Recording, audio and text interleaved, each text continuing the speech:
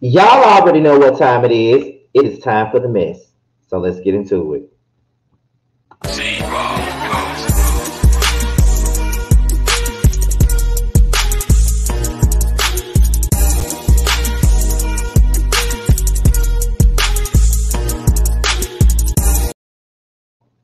What's going on, y'all? This be your boy Scotty by Nature TV, and we are here for another episode of Yes for the Mess. Okay, and we got a couple of things to discuss today. Okay, we got a couple of things to discuss. So we're gonna start this thing off tonight because we're gonna talk about Tommie Lee. We're gonna talk about Nene Leakes and Cynthia Bailey, and we're gonna talk about Big Freedia and Boosie. Okay, so what I'm gonna do is we're gonna start this thing off by talking about the crazy and the drunken ass Tommie Lee. That's what we're gonna start this thing off with. Now, Tommie Lee has been in the blogs for quite a few things for the last couple of years now. She's been in the blog for trying to run people over. She's been in the blog for beating up a teenage daughter at school, just doing all kinds of crazy ass shit that she ain't got no business doing. But apparently, she's sitting up here talking about her teenage daughter stole her car and how social media be trying to act like she be in the wrong for the shit that she be doing when it in regards to a child and why she be,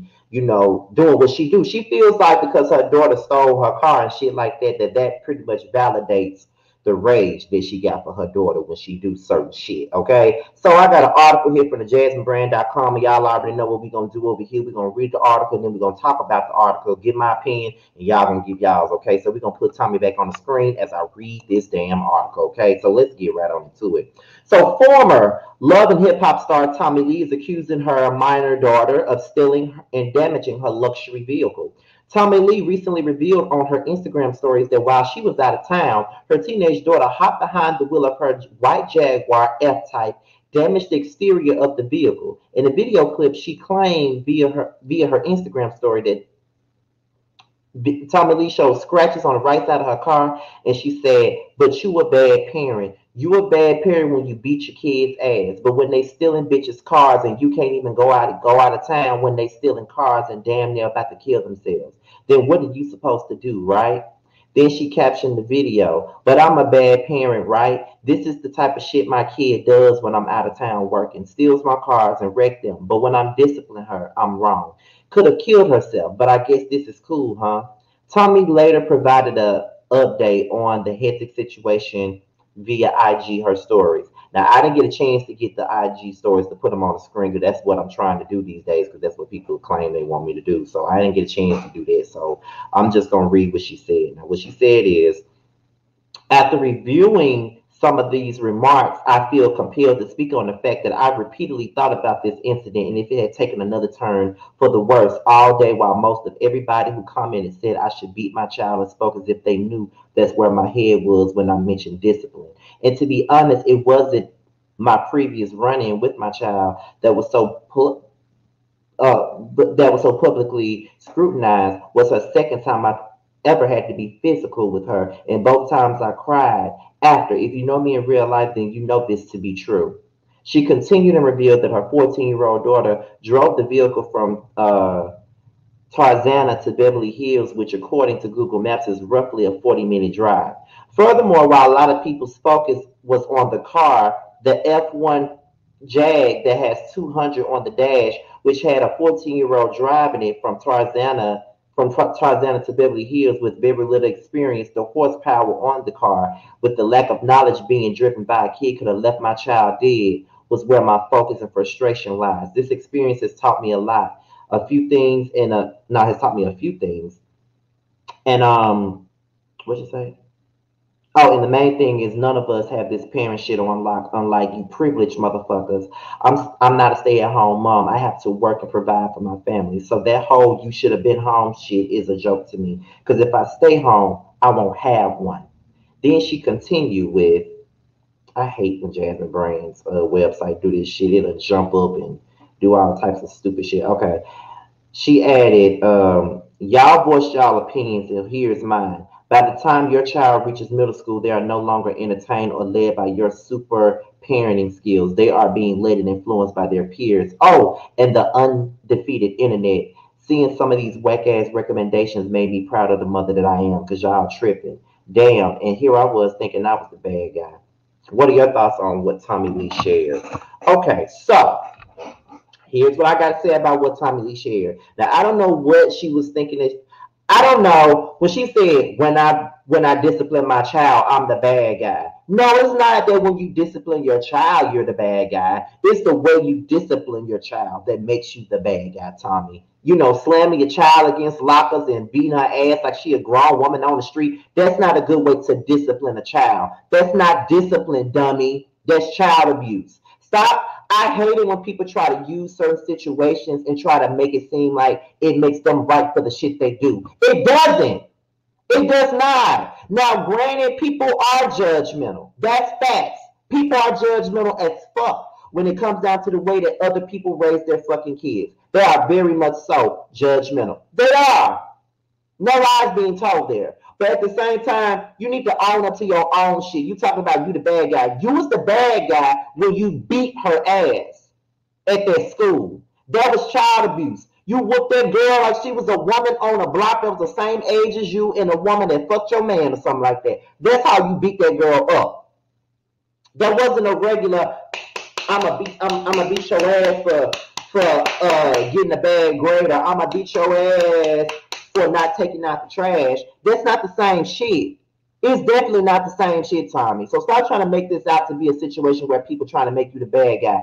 Like, however you discipline your child is your business. But there was a video out of that shit, and it looked like child abuse. You were practically beating your child up like she was your nemesis on the block.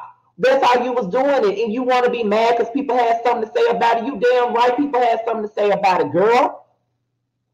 What makes you so fucking exempt from the problem? You are the problem. And why does your and looks to me like this is just a classic case of get back for you, or a classic case of karma? Because what type of shit did you give your mother when you were growing up? It looks like you're getting all your pain. You're getting all the pain you gave your mama back through your child. That normally happens. My mother says it all the time. I was rebellious. I had a smart ass mouth growing up, and look at my daughter. Yeah, her daughter, my sister is very rebellious. She was very rebellious. She pretty much said and did whatever the hell she wanted to. Now she didn't go to these type of lengths, but she did some shit that was fucked up and that was wrong, and my mama had to discipline her ass. Yeah, true enough. But Tommie did way too much with that situation as far as that video shit, because that's what the fuck she referring to. That's the only time people considered you a bad guy is when you went out and beat your child up. Like that was your nemesis on the block. That's all I'm saying, Tommie. So you can miss me with the excuses that you're trying to make. However, your child does deserve some discipline for stealing your car and driving it 40 miles outside of your damn town. That's just all facts right there. Like she deserved whatever the fuck you give her for that. Not only that, she could have died in that situation. Like that's just what it is. She could have died in that situation. Anything could have happened to her. So it's just like, girl, so I get it. I definitely understand where you're coming from when it comes down to the situation. I definitely understand that. So I don't know what you're gonna do with your child. I mean, she does deserve an ass whooping, but she don't deserve you to whoop her ass like she's your nemesis on the block. Like she don't deserve for you to do that. Like I never agreed to that, because that wasn't even borderline child abuse. That was child abuse, pretty much. That's exactly what that was. So you can miss me with it. That's all I'm saying about the situation. You know what I mean? It is what it is. So Tommie, you can parent your child however the hell you want. That you can do. But don't be surprised when people have an opinion when they see you beating your child up like a mad woman. That's all I gotta say about that. Really, that's all I gotta say about that. Now, next up on here, we got Big Freedia and Lil Boosie.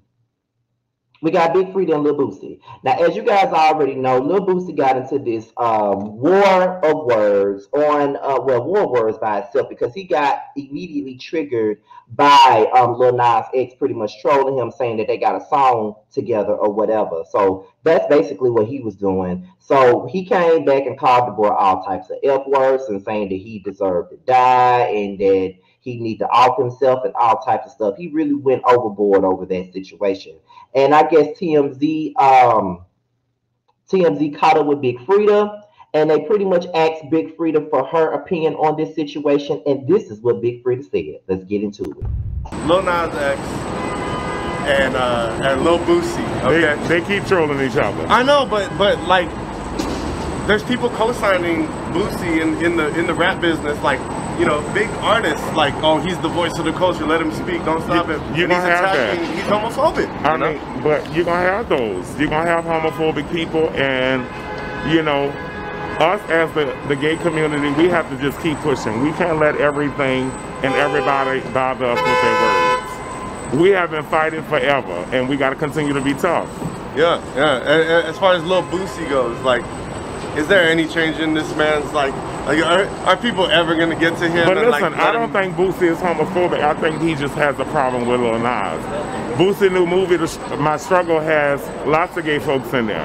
Okay, okay.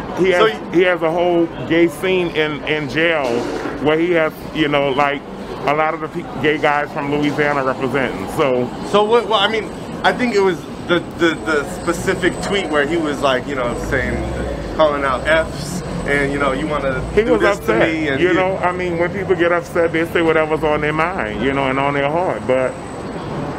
You know, they keep trolling each other. So it's wasted energy, you know, they're going back and forth. So do you think Lil Nas like really thinks he's that Boosie is, or does he know, like you're saying, like, no, Boosie actually, you know, has respect for the gay community? He definitely has respect for the gay community. I think he got a problem with Lil Nas. that's their bullshit. So that, okay, I see. So you can. It doesn't have to be as that black and white. It's complex. Yes, it is. Interesting. Any advice to the two? Maybe they should just get on track together. Exactly. Lil Nas just said the other day that him and Boosie was doing the track together, and Boosie was not having that. That's what I'm saying. Like, but they should go sit down and have dinner and talk. Now that was the TMZ video that was TMZ catching up with Big Freedia at a LA airport. Now we're gonna go into some tweets because after that, the Neighborhood Talk also posted some tweets of Big Freedia's fans basically calling her out on her shit in regards to the situation. Now here's one tweet. Now the tweet said, Big Freedia's giving pick me at this point, because how can you say someone who uses homophobic slurs isn't homophobic because he has a movie with gay people? It's given I have 3 black friends. Okay, I can't disagree with that. If you don't get your ass out of here at Big Freedia. Big Freedia says Boosie isn't homophobic. He just has an issue with Lil Nas X. People like Big Freedia are problematic on many levels. Okay, and then you got not Big Freedia trying to defend Boosie. It doesn't matter if someone says homophobic things to one person, they're still homophobic. On top of that, the issues that the man had with Lil Nas X is rooted from and in homophobia. That grown man's one focus is on that man's sexuality and all the issues that he has with it. He even called him a slur. Hello, what's not clicking? Okay, and then after that, Boosie posted a tweet in response to what Big Freedia said and said, "Thank you, Big Freedia, and those who think that I hate gays are lost. But I'm gonna let y'all keep taking up with someone who says fuck your kids." Shakes my head. Hashtag sad. Hashtag sad. Okay. Now y'all already know how I feel about Lil Boosie, and y'all already know how I feel about this situation. Because first of all, fuck Lil Boosie. Because it's funny how you're trying to make yourself out to be the victim of the situation, and bitch, you are nobody's motherfucking victim. Period. You've been talking about this boy from the very beginning. Interview after interview after interview. You threatened violence on this boy. You said a whole lot of outlandish ass things about this boy who doesn't know you, who hasn't said anything about you or to you. He's only doing his job, and you got a problem with the way that he's doing his job. You threatened to beat his ass because of the way he's doing his job, because of the way he's representing himself. That ain't got a goddamn thing to do with you. But now you want to play the victim because he trolled you one good time about doing a song with you. And that gives you the right to go the fuck off and tell him to off himself? No. And Big Freedia, you are a big ass disappointment because you sit up here tap dancing for this motherfucking dude. What you tap dancing for? What he said was drenched in homophobia. Period. It was drenched in homophobia. I don't like that bullshit. Oh, he ain't got no problem with he ain't got no problem with gay people. He just got a problem with Lil Nas. No, if he did not have a problem with gay people, that F word would have never came out of his mouth if he wasn't homophobic. I feel like anybody that says the F word is fucking homophobic. Period. Anybody that will tell a gay person that they need to kill themselves because the world don't want them anyway is homophobic. Let's not be stupid here. Let's not be tap dancing for the bullshit. Because like I said, it's getting me, oh, I got black people, you know, a white person, oh, I got black people. I work with black people every day. I got 3 black friends. So the fuck what? You got 3 black friends and you still got a hood, but you just don't wear it. Get the fuck out of here, okay? Get the fuck out of here. Boosie burns rainbow flags. Get a grip, okay? Straight up. Big Freedia sounds stupid as a motherfucker by saying that. Oh, they trolling each other. It was no trolling each other. Boosie was talking shit about that boy. He threatened that fucking boy. Doing interview after interview talking about that boy. But the moment he says one thing in regards to Boosie, now it's, oh, he shouldn't have been fucking with Boosie. He shouldn't have said nothing about Boosie. He shouldn't have did this. He shouldn't have did that. He should have did this. He should have did that. Get the fuck out of here. Just get the fuck out of here with that. Now y'all want to make it sound like Lil Boosie is not the issue. Now y'all want to make it seem like, oh, he's a victim in this situation, and now Lil Nas is just fucking with him. No, that's not the motherfucking case here. And y'all not going to tell me that it fucking is. It's not the case. At all. It's not the case. At all. So y'all can really miss me with that. Y'all can really miss me with it. Y'all can really sit up here and act as if he's a victim. He's not a victim. Not at all. He's not a motherfucking victim. And y'all can just stop it with the bullshit. He ain't no goddamn victim. He's not a victim. He started this shit from the moment he opened his mouth and started talking about that boy, period. And if you don't believe that shit, y'all crazy, period. Like, that dude is homophobic as fuck. But y'all want to say, oh, Lil Nas said something about him first. Boosie said something about him first. Lil Nas knew what he was doing. Boosie knew what he was doing too, and he kept talking about him. But y'all don't see no wrong with that. Oh, it's freedom of speech. Y'all too sensitive. But the moment I call a black woman a bitch, I'm a woman hater.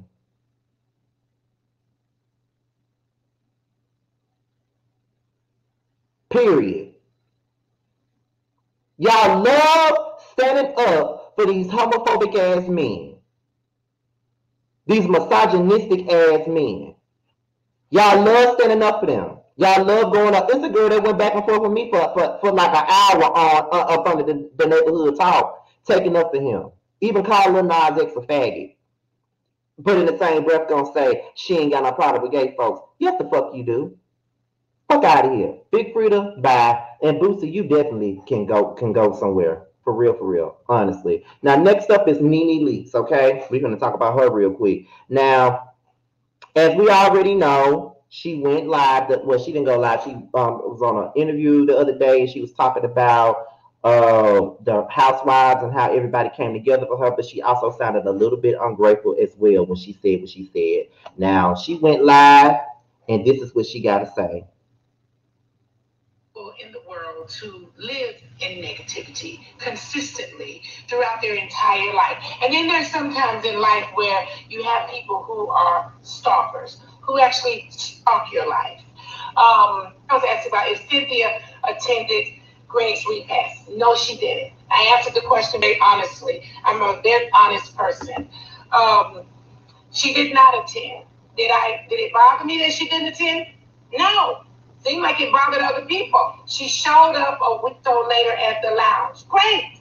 We had an amazing time. I was asked what gifts the Real Housewives gave. I did receive flowers from the Real Housewives cast. It was Kenya, Candy, Cynthia, Marlo. I had a conversation with Marlo about it when she came to me. Everybody had to chip in to get me a set of flowers. That moment when she and I were having a conversation, there are some people in the organization I did feel away because Todd's mother passed some years ago. Greg and I catered all of this food to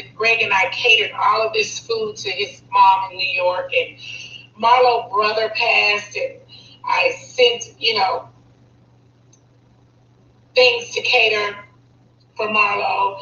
And but later, Candy sent me a huge, huge bouquet of flowers. Marlo sent me money after that to buy things with for the repast. I'm grateful for every fish I did feel away. Because. Okay, so that's pretty much it. Now, she said that she was feeling away because of the fact that, because of what she did for Todd when his mama died, and she catered all this food and everything like that. When Marlo's brother died, she did this and she did that for them. So, okay, I get it. You feeling away because you gave a lot to these people, but you also got to understand that you were in great places with these people at the time that you did. You're not in a good place with these people right now. And it's like, when you're not in a good place with somebody, you're not going to be willing to be going all out for them. Like, you lucky that you got a set of flowers. Real talk. Like, what does it matter? At this point, you just lost your husband. Gifts and shit should be the last thing on your mind. I'm sorry, but it should be. I'm not trying to be judgmental or nothing like that. I just feel like that's just stupid. I wouldn't even give a fuck. I wouldn't even want no damn gifts, to be quite honest with you. I wouldn't care about none of that shit. That'd be the last thing I give a fuck about is some goddamn gifts, like real shit. I would not care about none of that. So I don't know. Like I said, Nene is crazy. Seriously. Like, that's the last thing I should be worried about is some gifts. Like, if somebody died in my family, I'm not worried about no gifts. You being there, me hearing from you is all that matters. I don't need you to buy me no flowers. I don't need you to give me no gifts. I don't need you to do shit. Period. Just be there. That's all the fuck I care about. But Nene is just something serious with herself anyway, so it just doesn't matter. And the fact that everybody keep on yelling out, "Oh, leave her alone. She's trying to grieve. Leave her alone." She said it. She said it. So why the fuck y'all mad because everybody got an opinion about it? She said it in the public. It hit the blogs, and that's just that on there. So y'all can really get over it. Ain't nobody trying to disrupt her grief, but I'm just saying that was some petty shit. I'm sorry, but it was. So then we go into Cynthia Bailey. We get into Cynthia. Now, Cynthia was stopped also by TMZ to discuss this situation. And this is what she had to say. I got the video here. Yes, I'm trying to put a little bit more into this, but it looks like the only way I can put more into this, yes, for the mess is when I'm on StreamYard, child. But yeah, so here's what Cynthia had to say on the matter. Your reaction to Nene's interview? Oh man, you know what? I was a little surprised, a little disappointed. It meant a lot to me to connect with her out of respect for Greg, and I don't know what else to say or do other than I always try to just move in light and move in love, and I honestly had a great time with Nene. We had a great time. I mean, I stayed almost closed down the lounge with her. So you didn't expect to wake up to this today, huh? No, I didn't. At this point, I feel like I've really tried to, at least have a respectful, cordial relationship with her. And I'm very well aware that we're not friends, but because we've had so much history and we've been on the show together, I at least wanted to be in, a respectful place with her. But it seems like that's not something she's interested in. So I'm honestly not interested in even discussing it any further. You mentioned that you missed the funeral because you were out of town. Yeah, I was here. I was in LA. Do you regret not going to the funeral now that you know that Nene was upset that you weren't there? No, I mean, I don't regret going to the funeral. I texted her, I called her, I sent flowers. I made it very clear that I sent my condolences, and I made every effort to make sure I saw her after. And it was actually better for me because I don't think we would have had time to really even connect one-on-one like we did when I did see her. So it actually meant a lot more to me that I actually got a chance to hang out with her at the lounge. Regardless of where I am in my friendship with Nene, I'm always going to have love for her, no matter what. But if I have to just love her from afar, this is what it is. And that's not my choice. That's, unfortunately how it is. Well, if you had a message for Nene, what would that be? Oh, my message is, you know, I'm keeping, you know, you in prayer, and my heart is still broken that Greg is no longer here, and, you know, continue strength to you as you, you know, move forward in your life. You know, I wish you well. All right, y'all. So that was the video. Basically, Cynthia's response to what Nene had to say about this situation. Now, let me get into what I gotta say, and then I'm gonna go ahead and get up off of here, y'all. Let me get this picture off. Okay. So here's the situation. If I was Cynthia, I would do exactly what she just said, which is love her from afar. That's all you can do with people like Nene is love them from afar. You cannot do nothing more than love them from afar, pretty much. That's all you can do, because no matter what you do, it'll never be good enough. I feel like Cynthia tried her best to be there for Nene the best way she could.